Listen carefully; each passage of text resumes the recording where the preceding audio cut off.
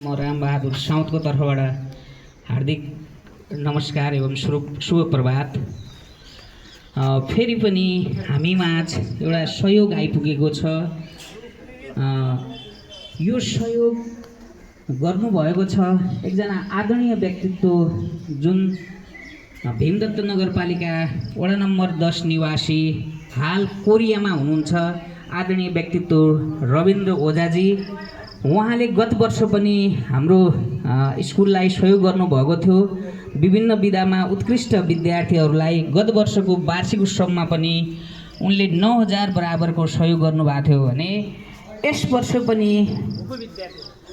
वर्ष पनि उहाँ यसै विद्यालयका भुभु विद्यार्थी पनि हुनुहुँदो रहेछ र उहाँको पवित्र आत्माले, पवित्र सोचले फेरि पनि सहयोग गर्ने मन बनाउनु भएको रहेछ।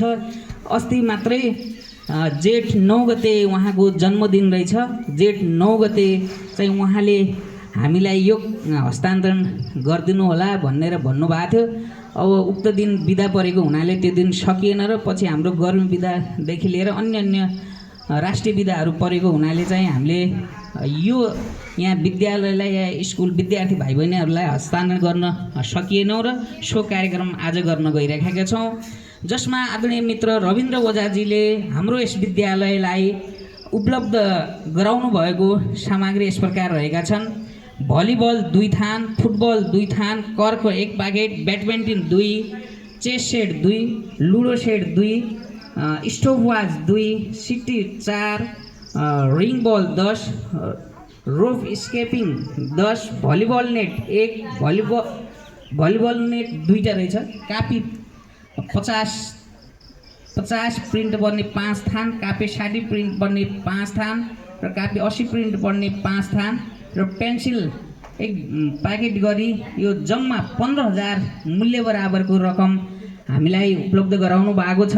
हाम्रो यस विद्यालयका अध्यक्षजी आदरणीय वासुदेवजीलाई उपलब्ध गराउनु भएको छ र उक्त सामग्री आदरणीय अध्यक्षजी मार्फत हस्तान्तरण गर्नका लागि अनुरोध गर्दछु भने उक्त सामग्री बुझिदिनु हुन यसै विद्यालयका प्रधानाध्यापक आदरणीय व्यक्तित्व श्री हिम्मत सिंह अयरज्यूमा हार्दिक अनुरोध गर्दछु।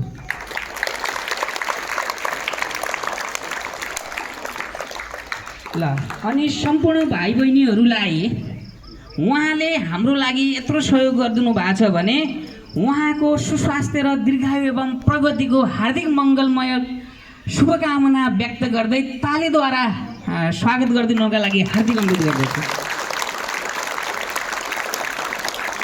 धन्यवाद।